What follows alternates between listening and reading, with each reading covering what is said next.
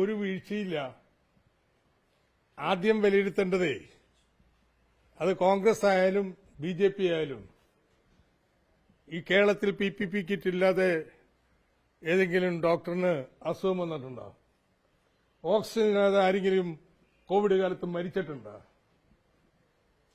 ആശുപത്രിയിൽ സൗകര്യമില്ലാത്തതുകൊണ്ട് ഇവിടെ ആർക്കെങ്കിലും സംഭവിച്ചോ? ഇന്ത്യയിൽ നിന്ന് വ്യത്യസ്തമായിട്ടുള്ള കോവിഡ് അനുഭവമാണ് കേരളത്തിൽ കൊടുത്തത്. അങ്ങനെ ജനങ്ങളെ സംരക്ഷിക്കാൻ വേണ്ടിയിട്ട് അർജന്റായിട്ടുള്ള നടപടികൾ സ്വീകരിച്ചിട്ടുണ്ട്. അതിനുവേണ്ടി സർക്കാർ എമർജൻസി പർച്ചേസ് കമ്മിറ്റി ഉണ്ടാക്കിയിട്ടുണ്ട് ഉദ്യോഗസ്ഥരുടെ.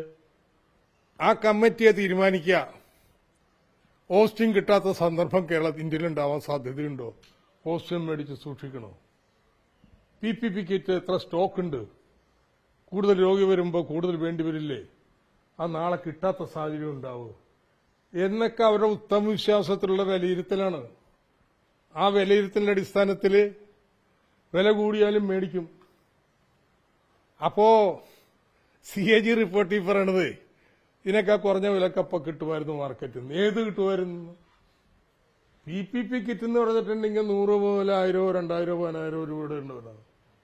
ഏത് ക്വാളിറ്റിയാണ് കിട്ടുമെന്ന് പറഞ്ഞത്? എന്ത് ഡേറ്റയാണ് അവർ താരതമ്യപ്പെടുത്തിയത്? സർക്കാരിനെ തെളിവാരി കേൾക്കാൻ വേണ്ടിയിട്ട് ഒരു പ്രസ്ഥാനം കുറഞ്ഞു കിട്ടും. CAG ആണെങ്കിലേ കണക്ക് വെക്കണം. അത് മുമ്പ് മേടിച്ച വിലയല്ല കേട്ടാ. കോവിഡ് വന്നപ്പോൾ സാഹചര്യം മാറി.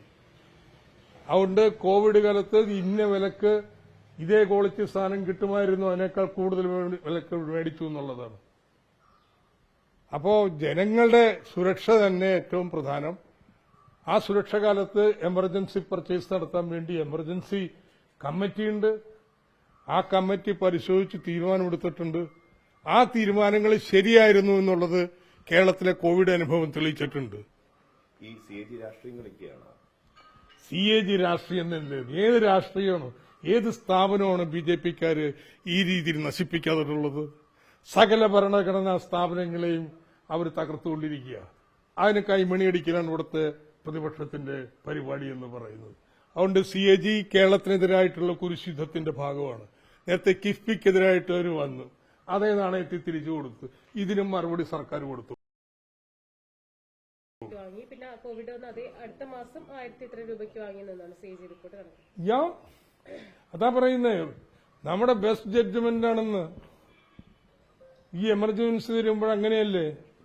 നിങ്ങൾ പ്രകൃതി ദുരന്തം വന്നു, ആ പ്രകൃതി ദുരന്ത കാലത്ത് ആ ഇത്രയോ അധികാരങ്ങളാണ് അധികാരികൾക്ക് കൊടുത്തിട്ടുള്ള കാര്യങ്ങൾ ചെയ്യാൻ വേണ്ടിയിട്ട്.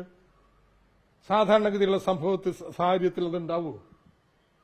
അതിന് ഒരു എമർജൻസി എങ്ങനെ നേരിടേണ്ടെന്ന് കേരളം ഇന്ത്യയെ കാണിച്ചു കൊടുത്തിട്ടുണ്ട്.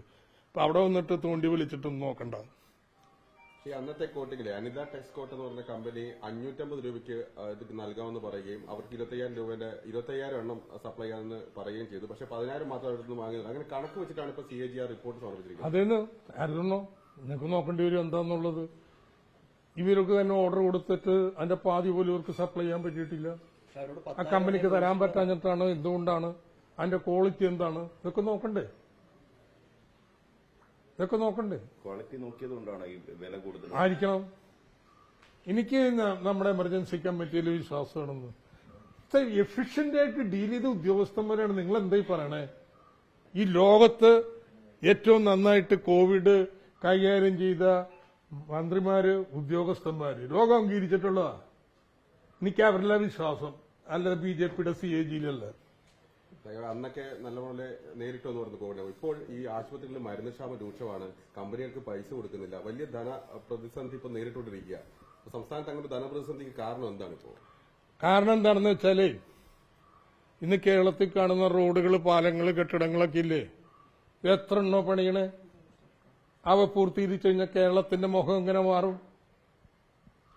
അതിനു വേണ്ടിയിട്ട് ഒരു കമ്പനി ഉണ്ടാക്കി, നഹായ് പോലെ.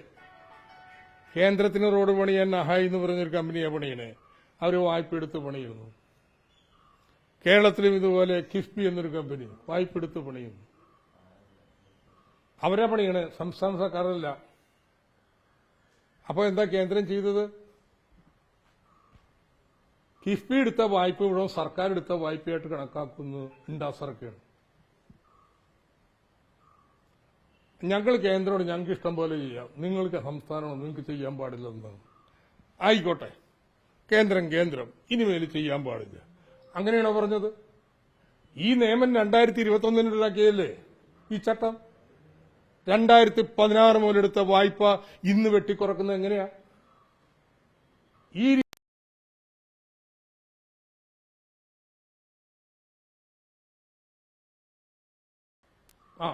കേരളം ഒഴിച്ച് ബാക്കി എല്ലായിടത്തും BJP എതിർക്കാനുള്ളൂ. കേരളത്തിൽ BJPയുടെ ഒപ്പമാണ്. അതാണ് UDF ചെയ്തിട്ടുള്ളത്. അതുകൊണ്ട് കേന്ദ്രം ഈ കേരളത്തിനെതിരായ ഉപരോധം പിൻവലിക്കുക. ഉപരോധം പിൻവലിച്ചു കഴിഞ്ഞാൽ പെൻഷൻ ഇനിയും കൂട്ടും.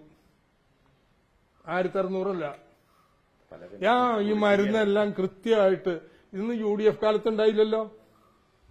UDF കാലത്ത് ആശുപത്രിയിൽ പോയിരുന്ന നശിച്ച രോഗികളെക്കാൾ എത്രയോ കൂടുതലാണ് പൊതു ആരോഗ്യ കേന്ദ്രങ്ങളിൽ നിന്ന് ചെല്ലുന്നത്.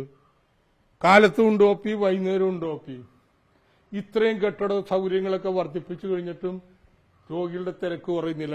സേവനം അത്ര നല്ലതാണ്, മരുന്നും കാര്യങ്ങളും ഉണ്ട്. അത് തറക്കാൻ വേണ്ടിയുള്ള കേന്ദ്ര സർക്കാരിന്റെ ഏർപ്പാട്, അതിന്റെ ഫലം എല്ലായിടത്തും വരുമെന്ന്. ഉത്തരവാദികളിൽ പിടിക്കണ്ടേ? ആരോ ഉത്തരവാദി? കേന്ദ്ര സർക്കാർ. അവര് മുൻകാല പ്രാബല്യമെങ്കിലും ഒഴിവാക്കി സംസ്ഥാനത്തിന്റെ വായ്പ അനുവദിക്കട്ടെ, പ്രശ്നം തീർന്നു.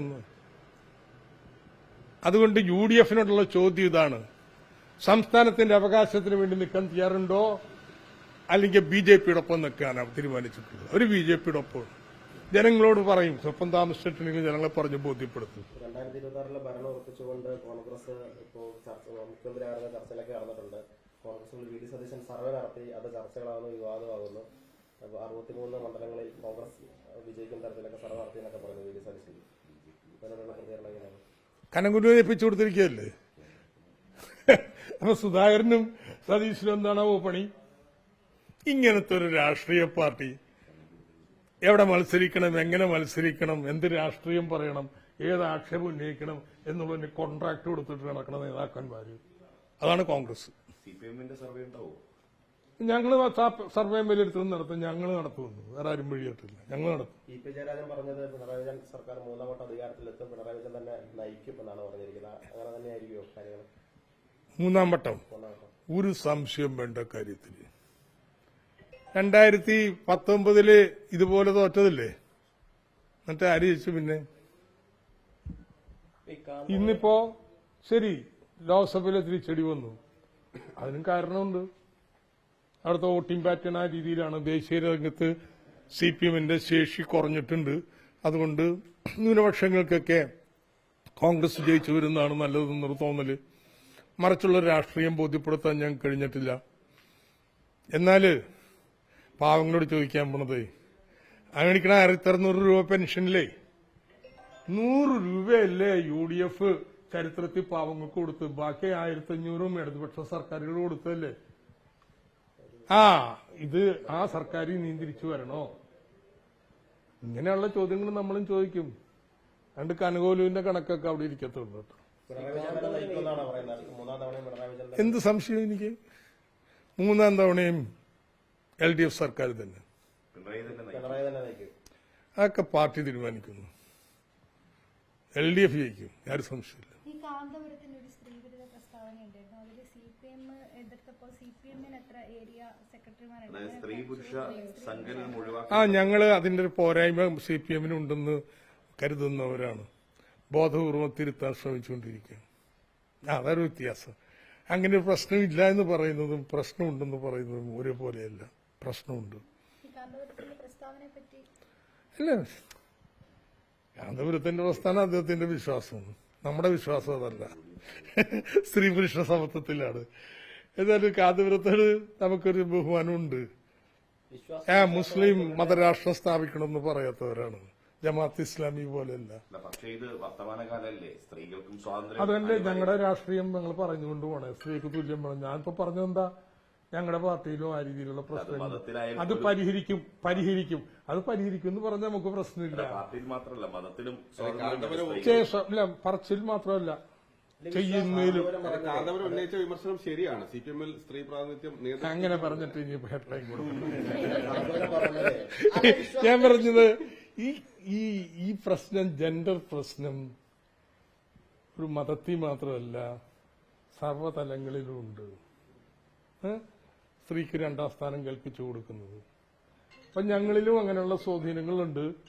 അതിനെതിരായിട്ട് ജാഗ്രത പുലർത്തണം, തിരുത്തണമെന്നാണ് ഞങ്ങളുടെ പാർട്ടി പറയണത്. ചിലർ തിരുത്താനില്ലെന്നും പറയും. അത് രണ്ടിനും രണ്ടാ. പക്ഷെ മതവിധി പറയേണ്ടത് മതപണ്ഡിതരാണ്, മുസ്ലിം സമുദായത്തിന്റെ പ്രശ്നങ്ങളാണ് പണ്ഡിതർ പറയുന്നത്. അപ്പൊ മുസ്ലിങ്ങളെല്ലാം അങ്ങനെയല്ലല്ലോ പറയണേ. അപ്പൊ അവര് തമ്മിൽ തർക്കിച്ചോളും. ഞങ്ങൾ മതനിരപേക്ഷ നിലപാടിൽ നിൽക്കുന്നവരാ. സ്ത്രീക്കും പുരുഷനും തുല്യമായിട്ടുള്ള സ്ഥാനം ഇവിടെ നിലപാട് അപ്പൊ എനിക്ക് തോന്നുന്നു ഏതായാലും നല്ലൊരു സന്ദർഭം നമുക്ക് നിർത്താനായിട്ട് പാർട്ടി സെക്രട്ടറി തലങ്ങളിൽ വനിതകളൊക്കെ വരും. വരുന്നു. ഇതെന്താ ആർക്കും നിരോധിച്ചിട്ടുണ്ടോ? ഇപ്പൊ അത്ഭുതകരമായ കാര്യം, കേരളത്തില് ഒരു കാലത്തും ഇല്ലാത്ത വണ്ണം ബ്രാഞ്ച് സെക്രട്ടറിമാരും സ്ത്രീകളായിട്ട് ഇന്ന് പ്രവർത്തിക്കുന്നുണ്ട്. പക്ഷെ കണ്ണൂരിൽ ഇതുപോലെ തന്നെ രണ്ടുപേരേ ഉള്ളൂ വനിതകൾ എന്നുള്ളതാ. ഇല്ല, ഇനിയും വർദ്ധിപ്പിക്കുന്നു. അപ്പുറത്തേക്ക് സെക്രട്ടറി ഞാൻ പറഞ്ഞതിന്റെ വ്യത്യാസം എന്താ? ഇതിങ്ങനെയല്ല വേണ്ടത്, ഇതിന് മാറ്റം വേണം എന്ന് പറയും. എന്നാൽ അങ്ങനെ ആ മാറ്റം വന്നിട്ടുണ്ടോ? എല്ലാ മാറ്റവും വന്നിട്ടെന്ന് പറയില്ല, അവകാശപ്പെടില്ല. ഞങ്ങൾ നിരന്തരം സ്വയം പ്രശ്നം നടത്തുന്നതാണ്. ഈ മാറുന്നില്ല, തുല്യമായിട്ടുള്ള സ്ഥാനം വരണം. Thank you. ബ്രൂബറി വിഷയം വലിയ ചർച്ചയിലുണ്ട്. അതായത് ആദ്യത്തെ ഒന്നാം പിണറായി വിജയൻ സർക്കാർ ഞങ്ങളുടെ രാഷ്ട്രീയ പ്രമേയം വരുമ്പോൾ നിങ്ങൾ വായിച്ചു നോക്കിക്കോ. മദ്യവർജനായിരുന്നല്ലോ, ലളിതർക്ക് പരസ്യം കൊടുത്തിട്ടായിരുന്നു നമ്മൾ ആദ്യത്തെ സർക്കാർ അധികാരത്തിൽ വന്നത്. എന്താ മദ്യവർജനത്തിന് പരസ്യമൊക്കെ കൊടുത്തിട്ടായിരുന്നു ആദ്യം അധികാരത്തിൽ വന്നത്. അതിനുശേഷം വീണ്ടും മദ്യനയത്തെ പ്രോത്സാഹിപ്പിക്കുന്ന, കൂടുതൽ മദ്യവിഭാഗത്തിലേക്ക് പോകുന്നതാണ് വിമർശനം.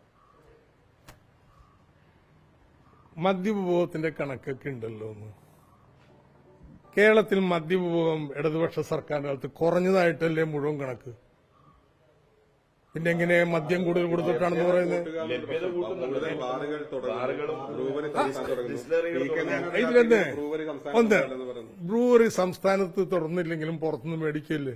അത് സംസ്ഥാനത്ത് ഉണ്ടായാലും അത്രയും ജോലി സംസ്ഥാനത്ത് ഉണ്ടാവില്ല ചെയ്യണേ. എന്താ കുഴപ്പമുള്ളത്? അത് ശരി, അവിടെ ഉണ്ടാക്കി ഇവിടെ മേടിച്ചോണം. അപ്പൊ മദ്യപാനം കുറയുമെന്നാണ് നിങ്ങൾ വിചാരിച്ചിട്ടുള്ളത്? അപ്പൊ അതുകൊണ്ട് ഇവിടെ ഉണ്ടാവുക. വ്യാജമദ്യത്തിന്റെ ഒഴുക്ക് തടയാണ് ലക്ഷ്യം. അതൊന്നും പറയൂ. ആരൊക്കെയാണ് കർണാടകത്തിലെ ഡിസ്റ്റിലറികളുടെ സംഘാതിമാരെന്നൊക്കെ എല്ലാവർക്കും അറിയാം. ആരെയാണ് അവർ ഫണ്ട് ചെയ്യുന്നതെന്നും അറിയാം. കേരളത്തിൽ വരുന്ന ഫണ്ട് കൊടുക്കുന്നതെന്നൊക്കെ അറിയാം. കാക്കാക്ക് അറിയാവുന്ന കാര്യം. പക്ഷെ ലഹരി ഉപയോഗം വർദ്ധിച്ചുകൊണ്ടിരിക്കുകയാണ്. ശരിയത്.